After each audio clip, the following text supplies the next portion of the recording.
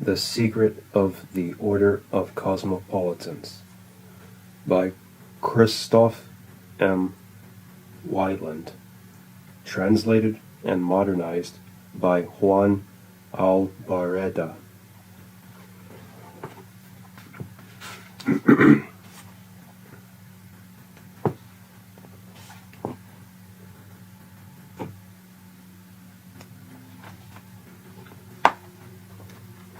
Introduction.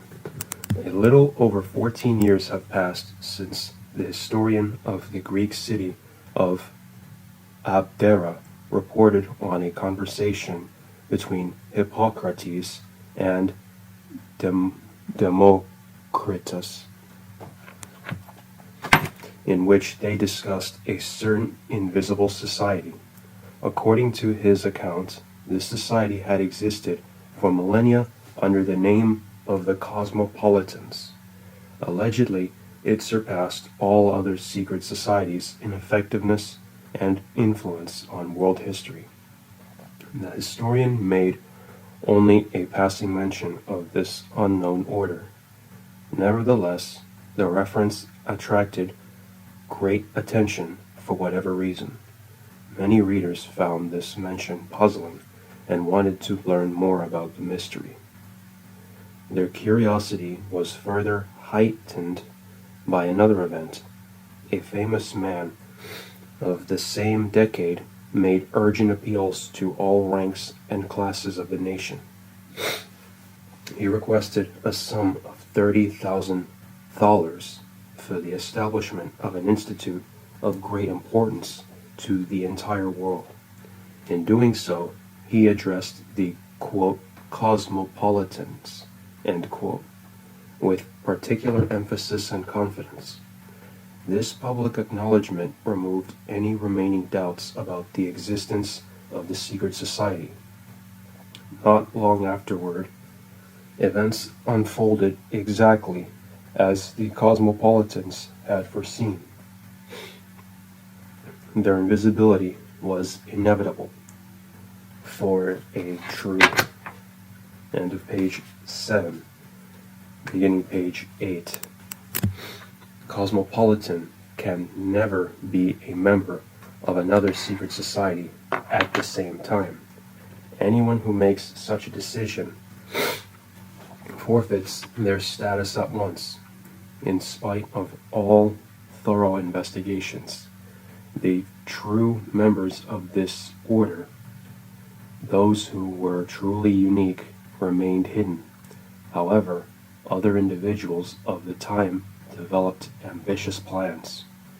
They believed they could realize their undertakings more swiftly if they appropriated a name that, for many years, seemingly no one had publicly claimed. They exploited the name of the Cosmopolitans as an ownerless commodity. Whenever it served their purposes, they styled themselves as, quote, Cosmopolitans, end quote, or, quote, world citizens, end quote, to create the impression that they possessed the secret so cryptically mentioned by the author of the Abderite history.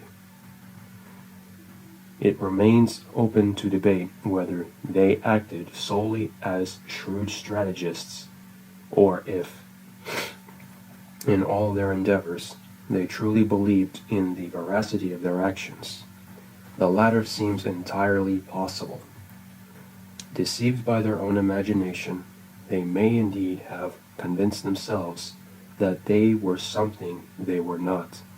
In trying to understand the concept of a world citizen, they quickly arrived at a supposed revelation that the enlightenment of the world was the principal instrument through which the Cosmopolitans wielded their immense influence over worldly affairs. Their success seldom matched their ambitious hopes. This too had been foreseen by the true Cosmopolitans, without considering them enemies or opposing them from the start. There is no need to elaborate further on this matter. However, we shall add the following. Anyone who convinces themselves that another slogan, such as, quote, enlightenment, end quote, so similar to the misleading term, quote, illumination, end quote, that one could hardly expect a better fate for it, might bring them greater happiness, is gravely mistaken.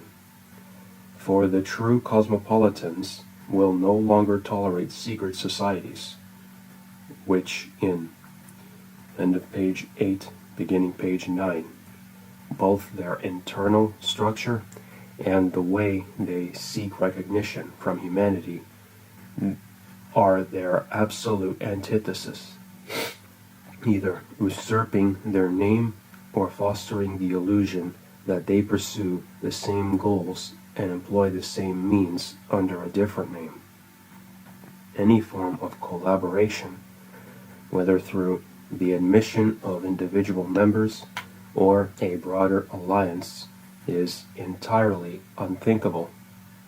The most direct and, in my view, most honorable way to put an end to the deception of all present and future pseudo-cosmopolitans, in parentheses, unless the world deliberately chooses to be deceived, in parentheses, is to fully and sincerely reveal the long-kept secret of the order. This will be done here, with the firm approval and in the name of the entire order. The revelation will be so unmistakable that even the least discerning individual will be able to distinguish between true and false cosmopolitans. The time has finally come when there is no longer any reason to conceal virtue, at least in our own country. For fortunately, no tyrants like Nero or Domitian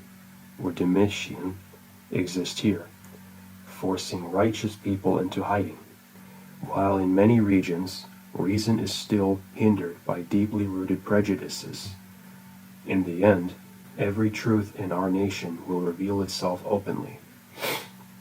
The spirit of inquiry moves more freely in our time than ever before, freer even than in the most illustrious era of ancient Athens, which ultimately gave rise to the Enlightenment.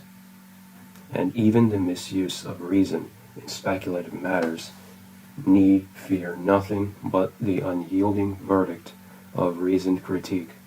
Moreover, the extraordinary tolerance shown towards secret societies, societies that would never have been permitted in any properly organized state, proves that no honorable purpose requires secrecy or mysticism. In the eyes of all reasonable and virtuous people, the cosmopolitans have everything to gain by revealing their secret. There is absolutely nothing in their constitution, their aims, or end of page 9, beginning page 10, methods that needs to be shrouded in enigmatic veils or hidden in impenetrable darkness. They may show the world who they are and what they intend. Secret orders, if you seek to convince us of the legitimacy of your constitutions, the sincerity of your intentions, and the purity of your means, then prove it in the open. End of page 10, beginning page 11. 1. To prevent any misconceptions, we must first clarify what characterizes the Cosmopolitans as a secret society. The Cosmopolitans operate under unified laws toward a common goal. They employ aligned and complementary methods and distinguish themselves from other societies in 3 ways. First, their purpose is grander and more complete. Second, their principles and convictions are pure. Third, their efforts and endeavors are always purposeful and harmoniously aligned. They may be termed a secret society because that which defines them as cosmopolitans has always remained concealed from the majority. Even if fully revealed, the masses would never grasp its true essence. This alone demonstrates how fundamentally they differ from all other public and secret societies. Heterai, orders, and brotherhoods. Other secret orders remain concealed by choice. It is entirely at their discretion to disclose their secret, determining how much or how little the world may know. To join their ranks, one need only be admitted and initiated into their mysteries. End of page 11, beginning page 12. For the cosmopolitans, the situation is exactly the reverse. One does not join the cosmopolitans by admission or through teaching. Membership in their society is determined by one's very nature as a cosmopolitan. It is an identity conferred at birth. Further instruction merely fulfills the role that nourishment and movement play in the growth and development of an animal body. It cannot turn a person into anything other than what nature has fundamentally shaped them to be. End of page 12, beginning page 13. 2. The cosmopolitans do not take an oath to uphold an inviolable secret from outsiders. They maintain that no private society has the right to demand such an oath from its members without the explicit sanction of the state. They regard such clandestine oaths as unacceptable, no matter how innocent their original intent and structure may be. Furthermore, they claim that an unauthorized oath, one not sanctioned by the highest authority with complete awareness of its implications, constitutes a conspiracy. Such an oath creates a, quote, state within a state, end quote, which poses a serious threat to public order in various ways. This is particularly concerning when the conspirators increase their numbers at will, reaching thousands or even hundreds of thousands. A secret confederation can only be justified if there is no other way to prevent the people's total destruction. In general, anyone is free to do as much good for their country as they are willing and able, as long as they remain within the boundaries of the Constitution and public order. However, if restrictions in certain states or periods are so severe that a well-intentioned man cannot fully act upon his calling, he must accept this and console himself with the knowledge that no one is. End of page 13, beginning page 14. Bound to a duty that cannot be fulfilled without violating civic obligations. The mere claim of a secret society that its constitution and activities do no harm to the state, religion, or morals does not inherently make it innocent or legitimate, even if made in good faith. No one can guarantee that it will not one day turn into precisely what it denies being today. Moreover, individual opinions and judgments on intricate and nuanced issues are often inconsistent and unreliable. For this reason, one cannot trust that the leaders of such a society will consistently make sound decisions. Indeed, there is a risk that they, without realizing it, may inadvertently harm religion and the state through the various means intended for good.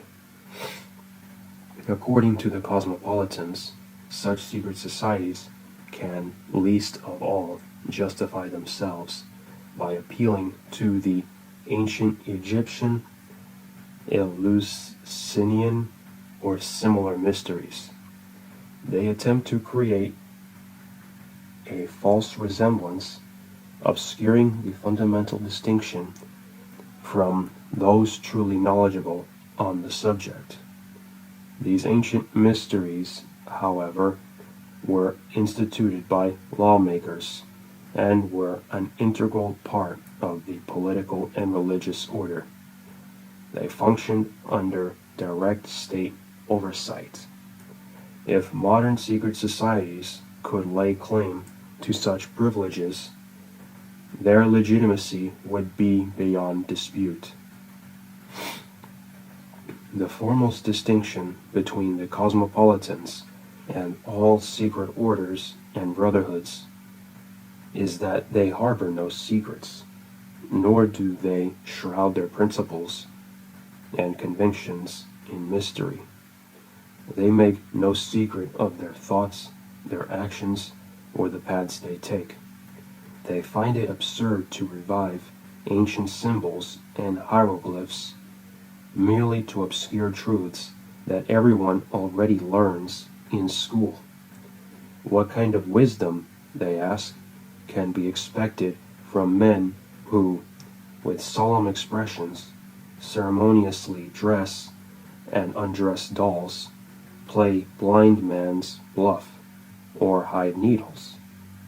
And what weighty affairs could possibly be veiled by such childish rituals? End of page 14, beginning page 15. 3.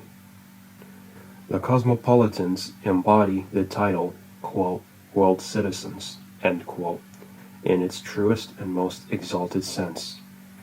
To them, all nations are like branches of a single family, and they see the universe as a state where they share citizenship with countless other rational beings. Their goal is to contribute to the perfection of the whole by allowing each individual to foster their own well-being in their own way. They reject two extreme perspectives. On one hand, the idea that humanity occupies the center of the universe. On the other, the belief that human existence is nothing more than a random, meaningless accident without purpose or connection. They do not presume to define humanity's exact place within God's infinite order, nor do they seek to uncover what a person was before birth or what they will become after death.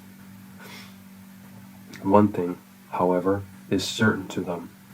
Reason elevates humankind far above all other living beings on this tiny mote in the vast universe that, to us, is the world. Despite its apparent insignificance, humanity is not merely a mechanical tool of external forces, but a conscious, autonomous being.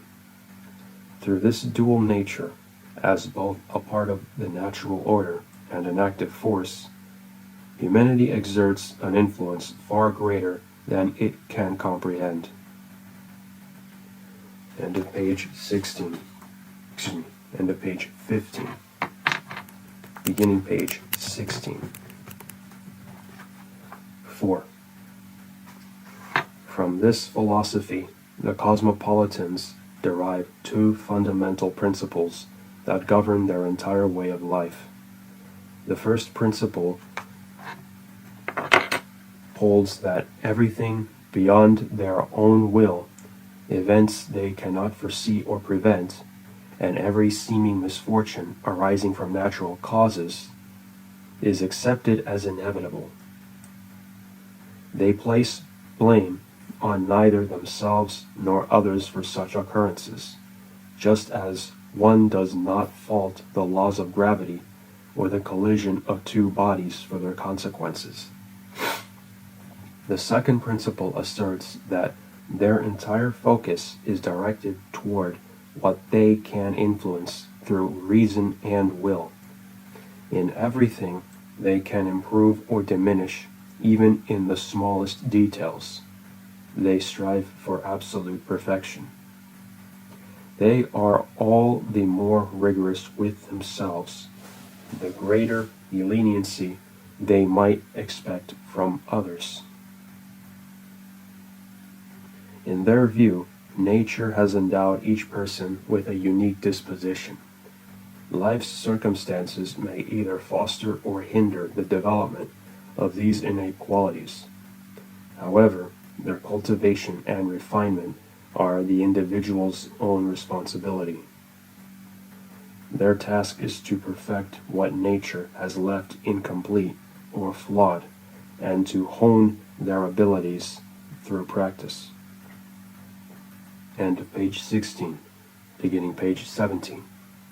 For them, no goal is greater than striving toward personal perfection, since one does not have sole control over the course of their life, and must always be prepared to fulfill the role assigned to them by the highest order. Their foremost duty is to cultivate their capabilities to the fullest. The Cosmopolitans define virtue as a high degree of excellence, attained through diligence, practice, effort, and perseverance. This ideal of virtue is their standard for assessing a person's worth. This distinction clarifies the difference between a mere inhabitant of the world and a true world citizen. This category includes all human beings, indeed, all living beings. But a true world citizen is one whose fundamental convictions and character are aligned with the natural order. Those who, by virtue of this harmony, become capable of contributing to the welfare of God's great city in their designated role truly deserve this name. A world citizen is not merely someone who lives on earth, but one who consciously and responsibly fosters the harmony of the whole. End of page 17. Beginning page 18. 5. The Cosmopolitans recognize no supreme authority other than necessity and the laws of nature, or, in other words, the unfathomable eternal primal being, the beginning and end of all things. It would be mere wordplay to claim that they have unknown rulers, for as inscrutable and inaccessible as the supreme governor of the universe may be, they know enough of his order to place their absolute trust in him. They understand his principles, which ensure order, harmony, and progressive perfection in the intellectual and moral world. Therefore, they align their will and actions with these principles to the best of their ability. Among the Cosmopolitans, there prevails a degree of equality, as perfect as the individual differences between people allow. Their authority and guidance come solely from nature. Among them, there are no ranks except for the degrees of their capability and inner moral excellence. Since they neither pursue a hidden agenda nor organize themselves into secret associations with far-reaching ambitions, they have no need for an order structure. They do not revive ancient brotherhoods, establish churches, or seek to reshape the world according to their will. They reject all artificial forms of organization that, end of page 18, beginning page 19. Organization that would require constant supervision and adjustment, in such as those found in Jesuit systems.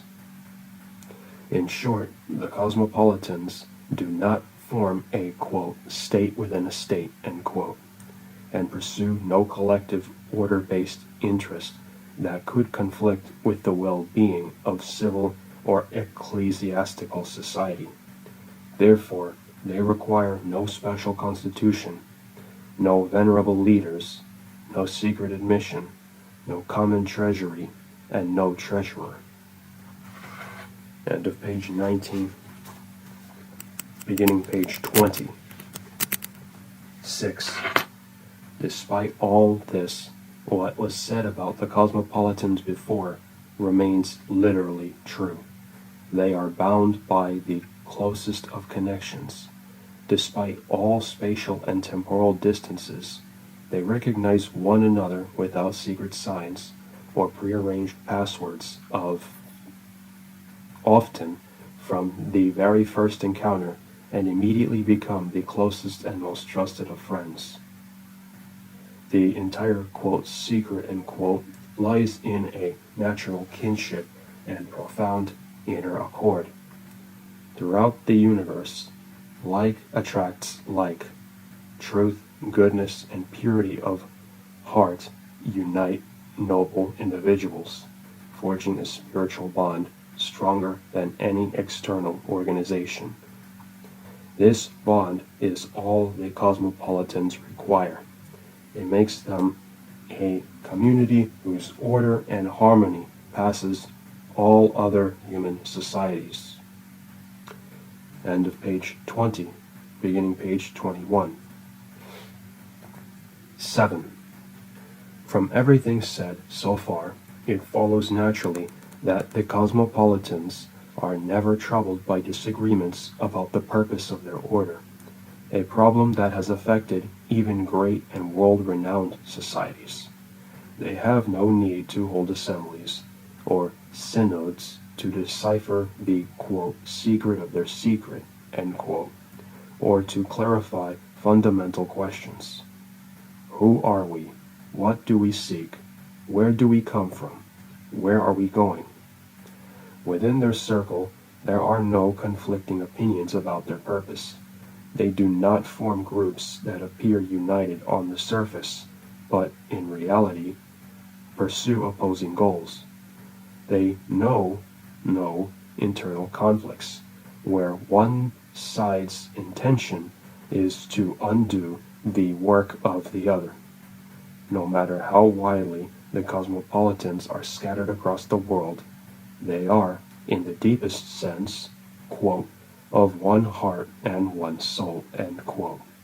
They work together toward a single goal, quietly without spectacle, without the mechanical clamor of complicated organizational structures. Each of them continues their work steadily according to their abilities, resources, and position. End of page 21, beginning page 22. Their goal is the simplest, purest, and at the same time most noble one imaginable. Quote, to reduce as far as possible, without causing new harm, the sum of evils that burden humanity, and to increase to the best of their ability the sum of good in the world, end quote. At every moment of their lives, the Cosmopolitans are fully aware that their steadfast and pure will is dedicated to this purpose. For them, this is the true meaning of their existence, a goal perfectly aligned with the great and ultimate purpose of the universe itself. Naturally, like all human beings, they may, in individual cases, misjudge the right course or the best means. Yet this happens far less often to them than to others. Their goal remains the one true path, and since one of their highest laws forbids them from achieving good through violence, deceitful, ambiguous, or, least of all, reprehensible means, it is only the limits of human nature that occasionally prevent them from finding the best course in particularly complex situations. Because they avoid prejudices and rash conclusions, and because they are neither led astray by selfish interests nor blinded by passion, they hold a decisive advantage over others.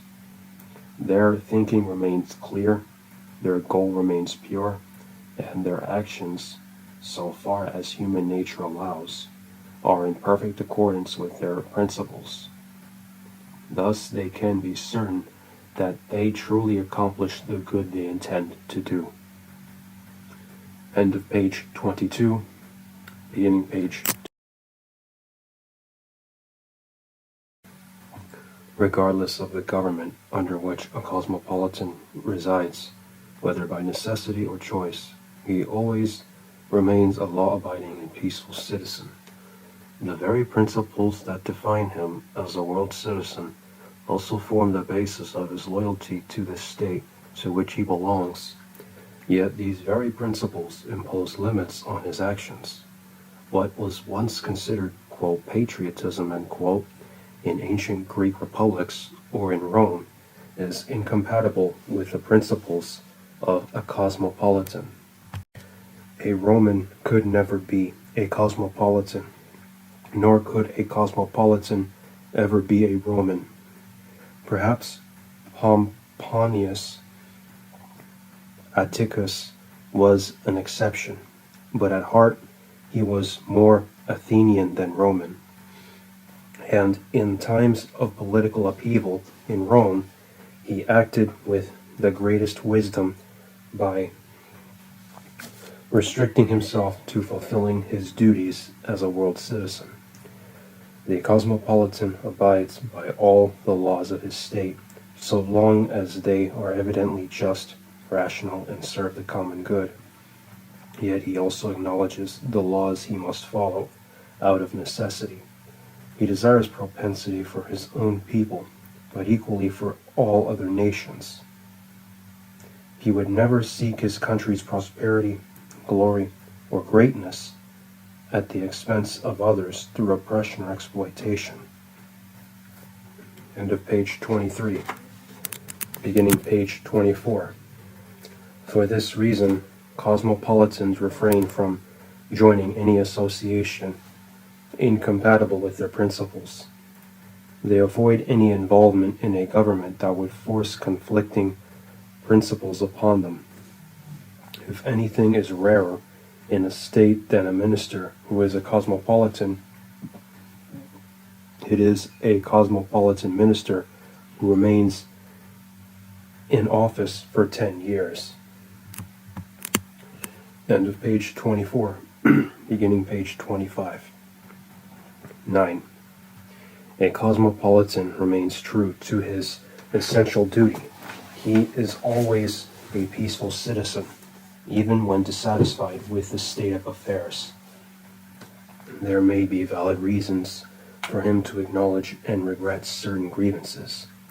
He is not blind to the weaknesses, failures, or injustices of the government. He may perceive flaws in the Constitution, legislation, administration, law enforcement, or economy. Perhaps he even sees solutions to these shortcomings and longs for nothing more than to see them addressed. Yet one thing is certain: a cosmopolitan will never, out of self-interest, patriotism, or any other pretext, disrupt public order or seek reform through illegal or violent means.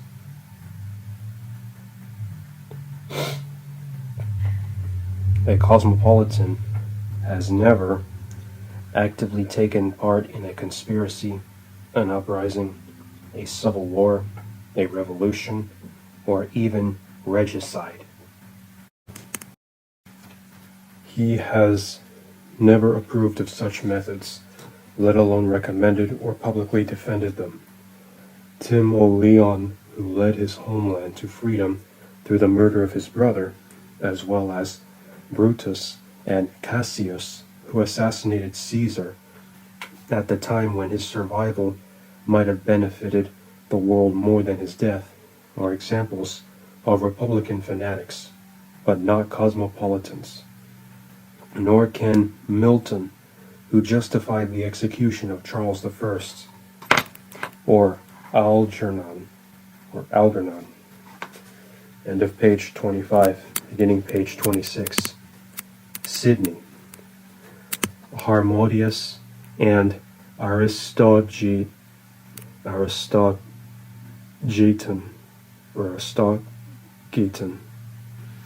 who saw all means as justified in the fight against tyranny, be counted among them.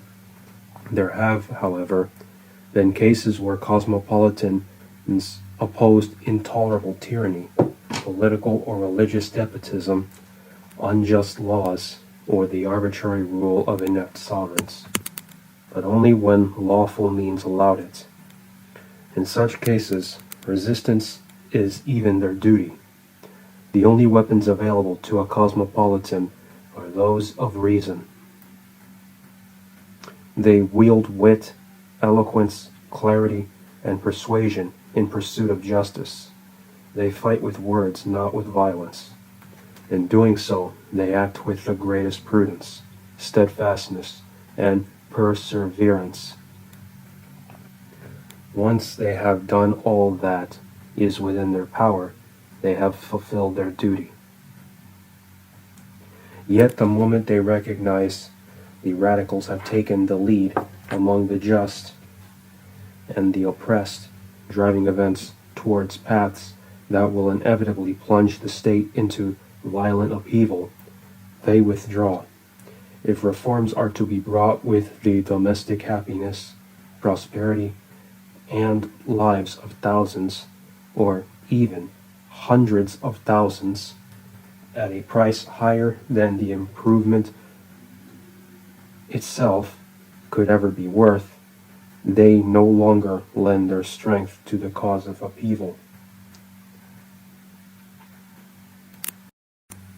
Instead, they strive to quell the flames rather than stoke them. And when the voice of reason, which counsels moderation in all things, is no longer heeded, they prefer to remove themselves entirely from the scene rather than risk causing harm against their own intentions. Only when the time comes to rebuild, guided by a better plan, what has been reduced to ruins by fanatical passions and the clash between tyranny and rebellion, do they once again take action. End of page 26, beginning page 27. 10. The cosmopolitans have often been accused of cowardice, weakness, a lack of zeal for the good cause, or even selfish egotism. Indeed, there are people who behave just as they do out of fear or indifference. Yet, as an old and true observation states, two may do the same, and yet it is not the same. Just as a fool may utter foolishly what a wise man expresses wisely, so too may a person of small spirit act from questionable motives, in the same way that a noble one acts from higher reasons. The true motivation behind the behavior of the cosmopolitan lies in one of their highest principles. Quote, that in the moral order of things, as in the physical, all formation, all growth, all progress toward perfection must come about through natural, gentle, and imperceptible motion, nourishment, and development, unfolding moment by moment. End quote. Any sudden disruption of the balance of forces, any violent method that seeks to achieve in leaps what can only grow slowly, according to the natural course of things, carries great dangers. Those who force abrupt change without considering the necessary strength required always risk causing more harm than good. Rapid upheavals driven by one-sided ideas, or excessive.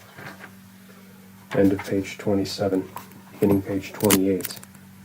Demands may bring about some good in the short term, yet they destroy so much in the process that, in the end, no one can say whether good or evil has prevailed.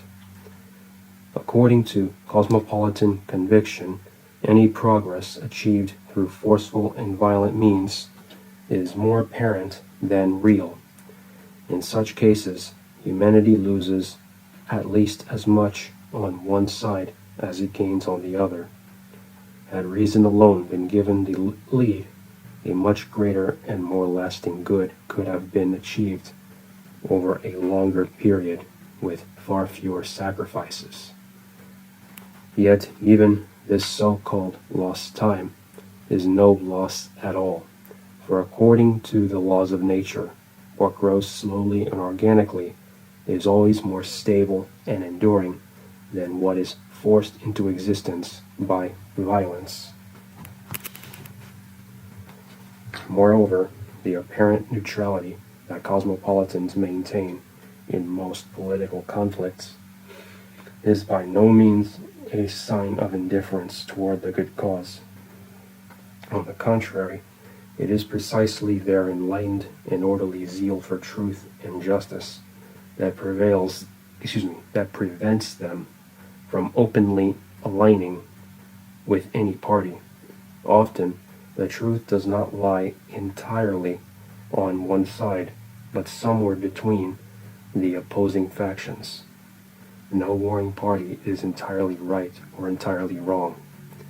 The cosmopolitans, unclouded by passion or self-interest, recognize this and thereby preserve the freedom to calmly act in ways that contribute to the greater good. Their seeming detachment allows them countless opportunities to prevent harm and do good, opportunities they would forfeit if they openly committed themselves to any one side. However, I see two exceptions in which cosmopolitans may align themselves with a particular cause. First, when it is morally certain that their support will decisively tip the balance in favor of justice. Second, when one party is clearly suffering injustice and faces suppression without support, or when a side engages in cruelty that violates every human sense of decency. Thus, for example, end of page 28, beginning page 29. During the Dutch uprisings under Philip II and his ruthless governor, the Duke of Alba, a cosmopolitan would have had only one choice: to take a stand against these inhumane oppressors. Another example of the first case: if the future representatives of the French nation were to attempt to impose reasonable and state-appropriate limits on the arbitrary power of the king and his ministers, a cosmopolitan could not hesitate to support their cause to the best of his ability, so long as they remained within the moral boundaries previously outlined. End of page 29, beginning page 30. 11. The cosmopolitans hold the conviction that there is only one form of government against which no reasonable objection can be raised: the government of reason. This would consist of a rational people governed by equally rational rulers under rational laws.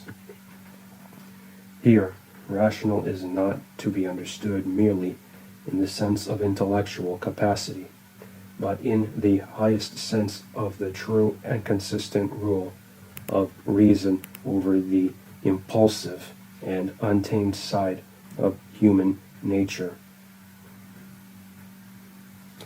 That such a government has never been fully realized in history is hardly a matter of debate. Yet the cosmopolitans consider it just as indisputable that every human society, by its very nature, is in constant pursuit of this ideal. However slow the progress may be, over time, it will inevitably draw closer to this highest form of governance.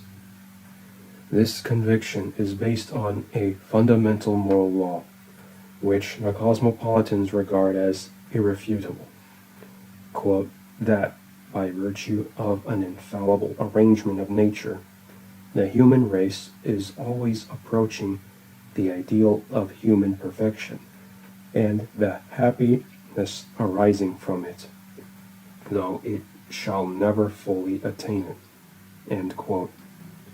To them, all existing forms of government are nothing more than different stages of development along the path to the most. End of page 30, beginning page 31. Perfect order, the rule of reason.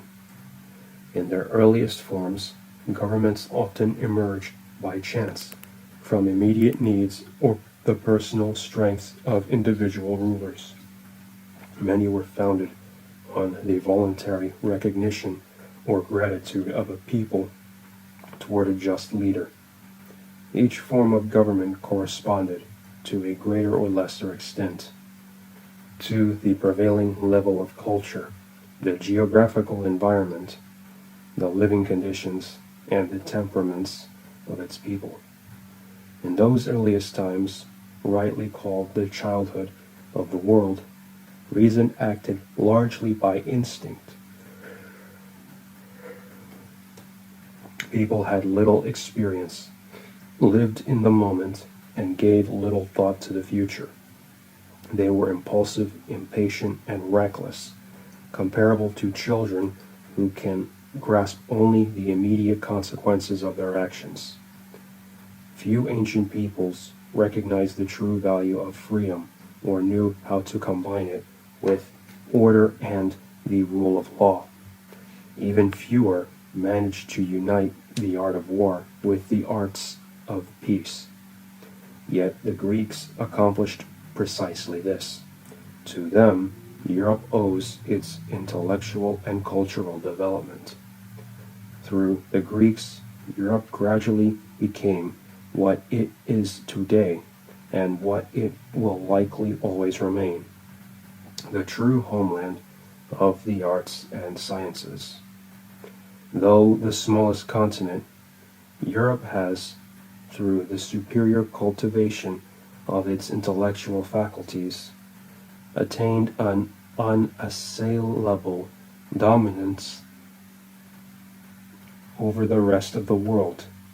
Yet, while individual sciences and arts advanced rapidly, driven by ingenuity, diligence, and competition,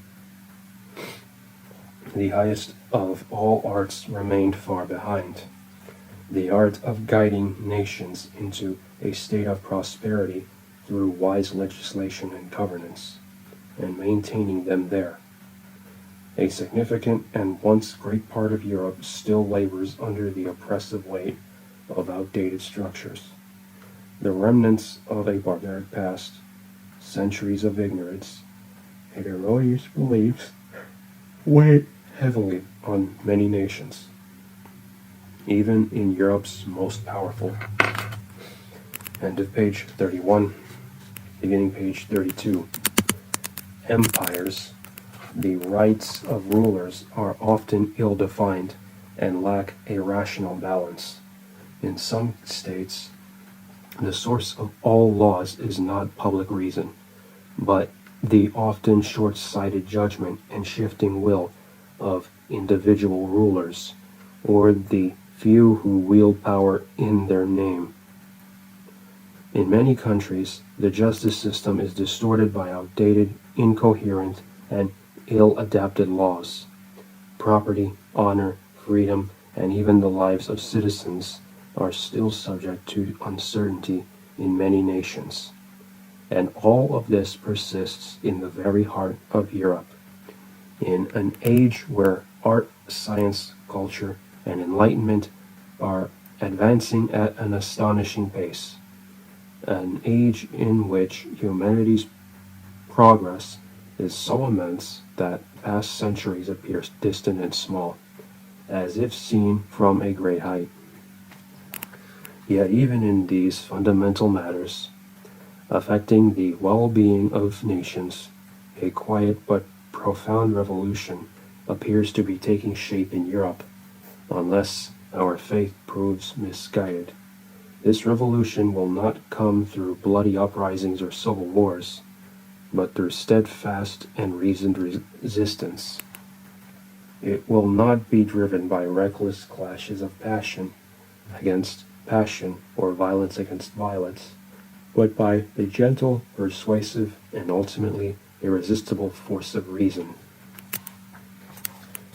It will be a revolution that spares Europe fire and blood, progressing solely through the illumination of minds. It will awaken people to their true interests, their rights, and their duties. It will reveal the true purpose of human existence, and the means by which it can be safely and surely achieved. What has already unfolded in this country is well known. What is still in the making will have consequences of the greatest significance. And one thing is certain, the cosmopolitans will not remain idle spectators. End of page 32, beginning page 33. 12. It follows from what has been said that the cosmopolitans regard existing governments as mere scaffolding, temporary structures in the construction of a lasting temple of universal well-being, a temple to which all past centuries have contributed in their own way. In their view, despotism is a primitive and obsolete form of government, and its survival depends on conditions that are no longer viable in Europe's more enlightened nations. In fact, despotism has always been foreign to Europe, even before the Enlightenment. For millennia, freedom was the natural state of both the uncivilized and the cultivated peoples of this continent. Every founder of today's European nations emerged as a leader among free people. And is there any country, except for one northern nation, where the people have ever voluntarily and formally surrendered their right to freedom? On the contrary, history leaves no doubt that everything the throne has gained over the inalienable rights of nations was either obtained through deception or seized by force. But even if it could be proven that our ancestors were foolish enough to surrender their liberty and submit to the arbitrary rule of a... End of page 33, beginning page 34. Sovereign. What difference would that make to the rights of their descendants? Against the eternal laws of reason, there can be no renunciation, no lapse, no forfeiture. The first and most fundamental right that every human being in every nation demands is the right to be human. Yet no one can truly be human while living in slavery. This fundamental truth leads to inevitable consequences. It gives the cosmopolitans every reason to hope that by the end of the 19th century, Europe will have drawn significantly closer to the government of reason. The light of reason continues to expand. It penetrates ever deeper into society, illuminating even the supposedly sacred darkness of ancient statecraft, reaching into its most hidden recesses. This light will educate both the people and their rulers about their rights and duties. The people will finally come to understand that it is foolish to be deceived by empty promises, or to fear supposed threats that are nothing but illusions. They will realize that only mindless sheep follow a shepherd who fattens them for shearing, or butchers them at will. And they will recognize that the chains that have bound them for so long are nothing more than cobwebs, sustained solely by their belief in them. Yet it is not only the people who will awaken to this truth, the rulers will too. Necessity will force them to reflect on their own true interests. Until now, most of them have gravely misunderstood these interests and acted against themselves. But they will come to see that it is infinitely better to rule over free, prosperous, and contented citizens than over impoverished, broken, and oppressed subjects who are merely waiting for the moment to cast off their chains. They will recognize that a flourishing, just, and wealthy nation provides more power and security than an empire rife with. End of page 34, beginning page 35. Misery, oppression, and abuse. Then, whether by choice or necessity, they will abandon the oppressive force that has, unwittingly, led them to ruin. And in renouncing a power rightful to neither gods nor men, they will come to see that they have lost nothing but gained everything. It would perhaps be too optimistic to believe that such a transformation could arise solely from a noble resolution by rulers, that they would, out of sheer magnanimity,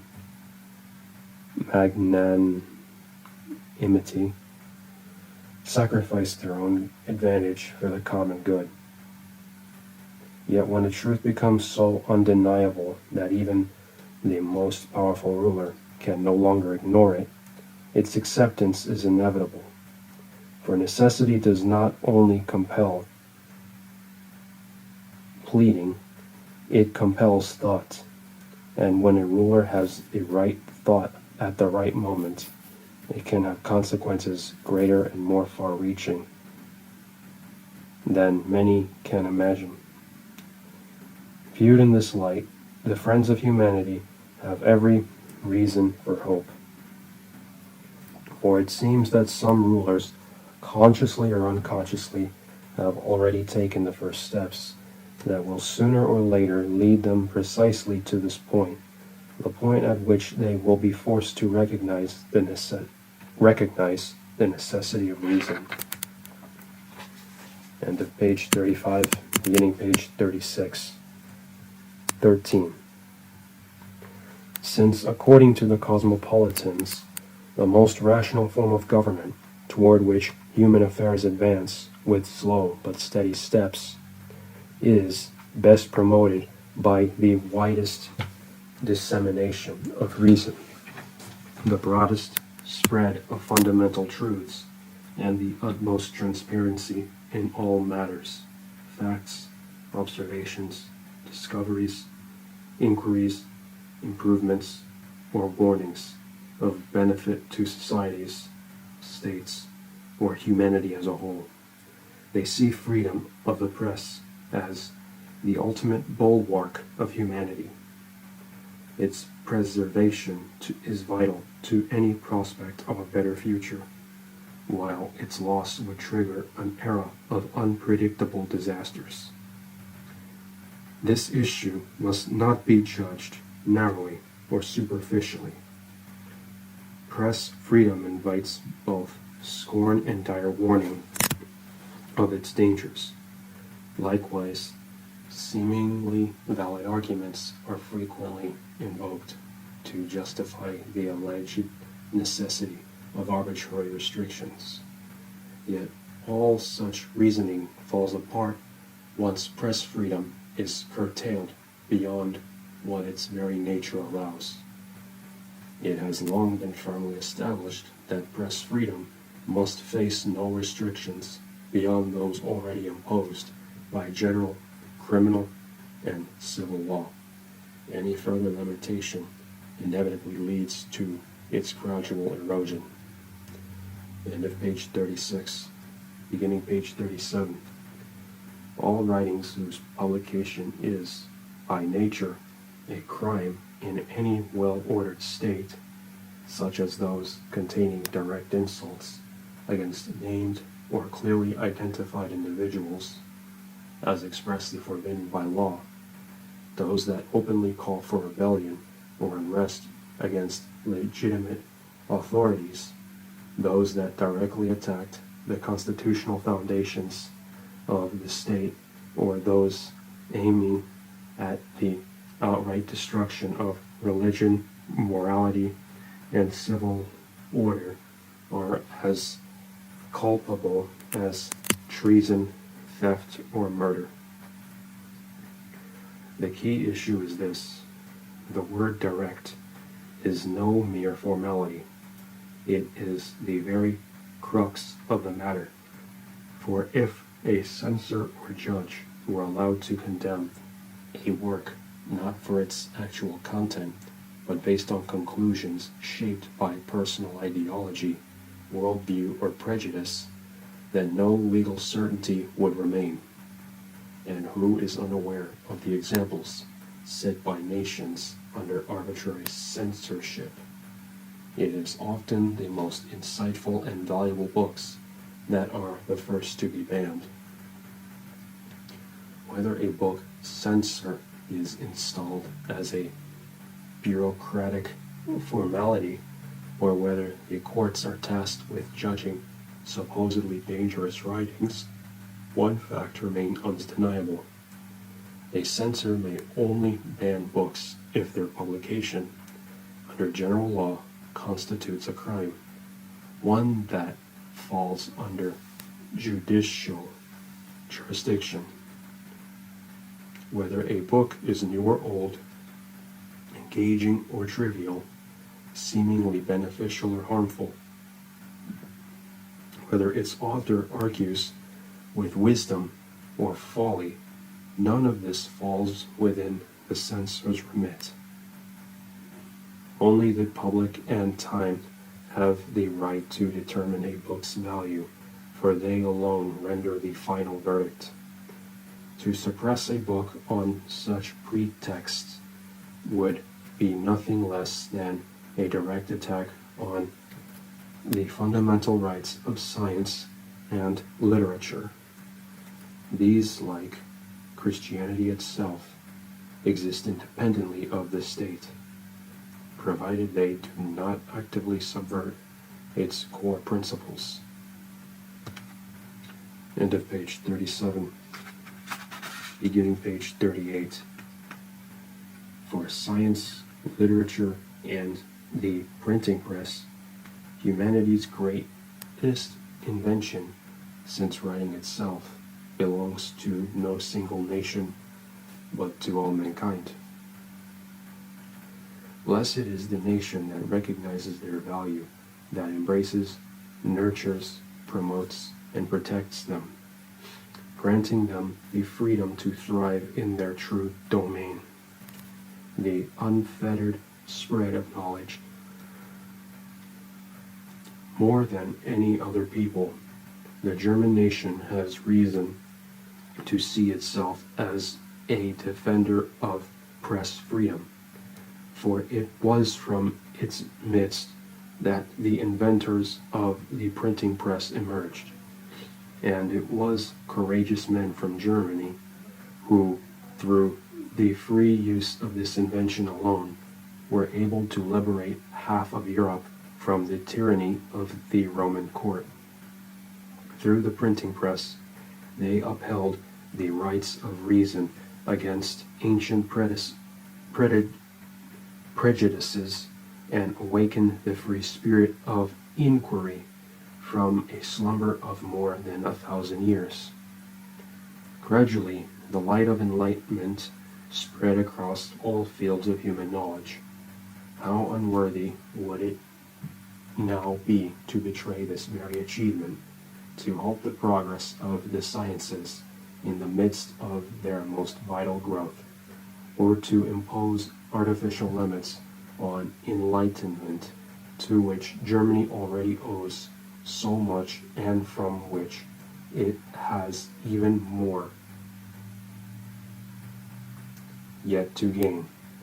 For enlightenment, in accordance with the nature of the human mind, is as limitless as the perfection toward which humanity must and shall strive with its help.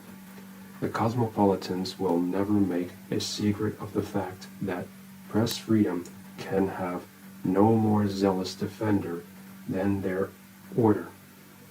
For, in truth, it is the only means by which they can fulfill their stated purpose on a broader scale and in proportion to their abilities. Without it, they could not carry out one of their most essential duties. End of page 38, beginning page 39. Indeed, if those who recognize no higher interest than truth were not allowed to speak freely, then the stones would have to cry out. End of page 39. Beginning page 40. Editorial note. This translation is based on the following original text. Christoph Martin Wieland, Das Geheimnis des Cosmopoliten-Ordens, first published in Der Deutsche Merkur, Weimar, May/June 1788. The translation is not intended as a philological critical edition, but as a reader's edition designed to facilitate access to this important text of the German Enlightenment. End of page 40, beginning page 41. Afterward, when Christoph Martin Wieland published this essay in 1788, he was 55 years old and had spent the better part of 2 decades as the most celebrated man of letters in the German-speaking world, the son of a pietist pastor from the small Swabian town of Oberholzheim. He had traveled an unlikely path to literary fame.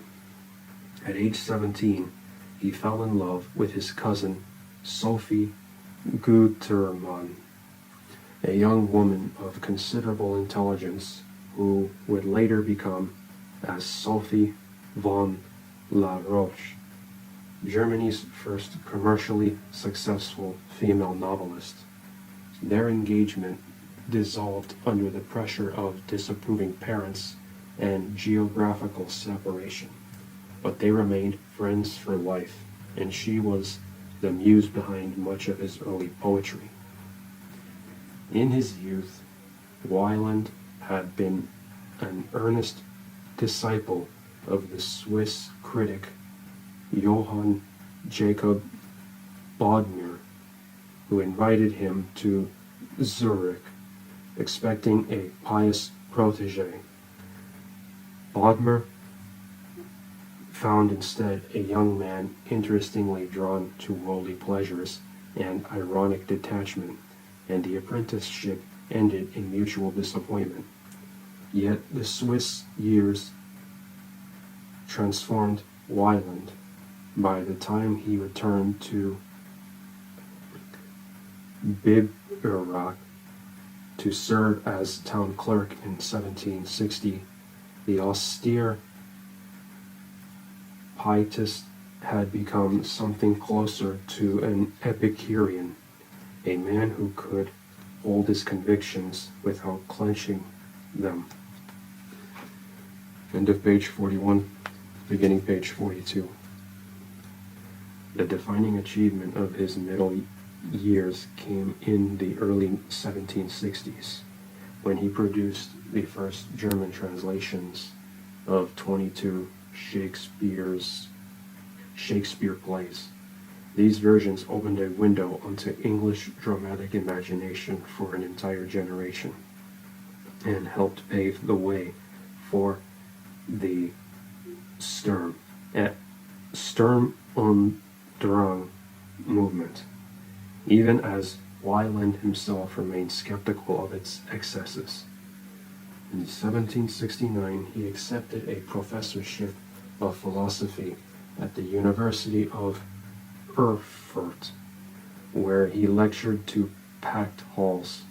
3 years later, Duchess Anna Amalia of Saxe-Weimar, impressed by his political novel Der Goldene Spielberg, summoned him to tutor her 2 sons. Wieland proved by his own admission an indifferent teacher, but he found in Weimar what he needed most, a position of comfort and prestige that allowed him to write, to edit, and to observe. He founded Der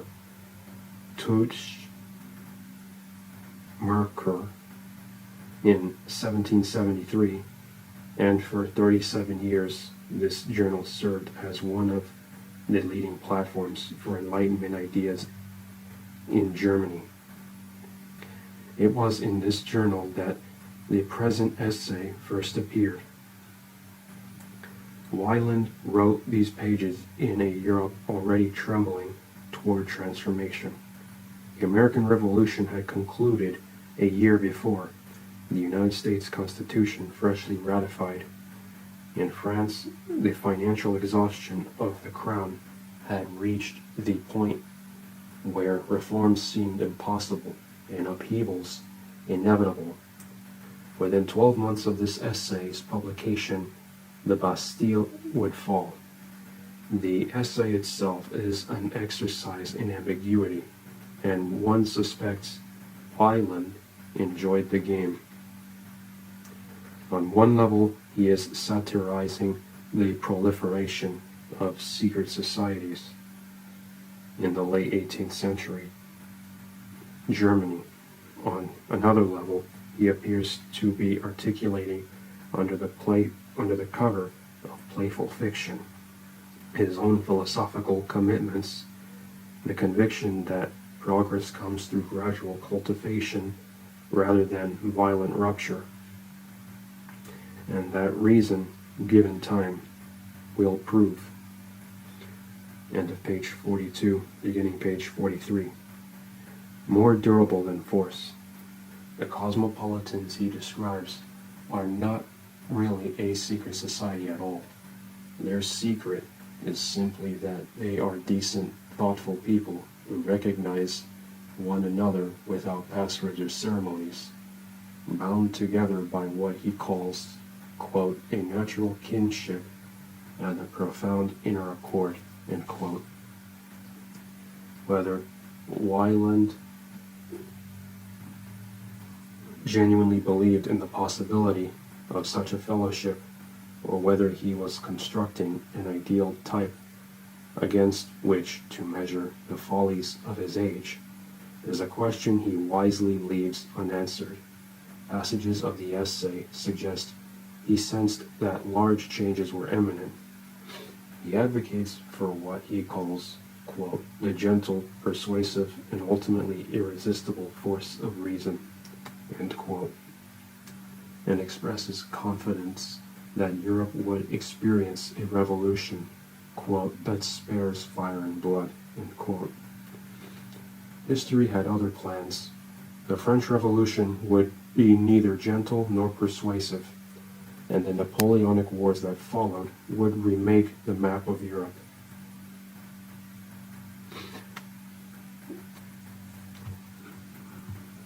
As a brief note, the author's last name is pronounced Wieland, not Wieland. Resuming the reading. Wieland lived to see much of this upheaval. In 1797, he purchased a small estate at Osmanstedt, near Weimar, hoping for a quiet rural retirement, but financial troubles forced him to give it up after 6 years. In October 1808, at the age of 75, he was presented to Napoleon Bonaparte at Weimar alongside Goethe. The two writers received the Cross of the Legion of Honor.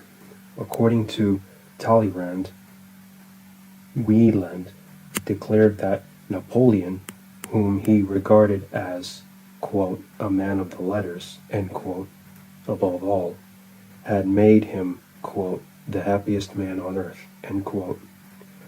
Whether this was flattery, genuine admiration, or the careful maneuvering of a man who had spent his life navigating the demands of courts and patrons, we cannot know. He died in Weimar on January 20, 1813, at the age of 79, with Napoleon's empire crumbling around him. Goethe, Herder, and Schiller had all joined him in that small Saxon town over the years, creating what came to be known as Weimar Classicism. Of the four, Wieland was the oldest and, in time, the least remembered. His elegant Rococo style fell out of fashion in the century that followed. Yet his voice has a certain quality that remains worth hearing. He believed that humanity was capable of progress, that reason could temper passion, and that thoughtful people of goodwill might recognize one another across the distances of nation and creed. Whether he was right about these matters is a question each generation must answer for itself. End of page 44.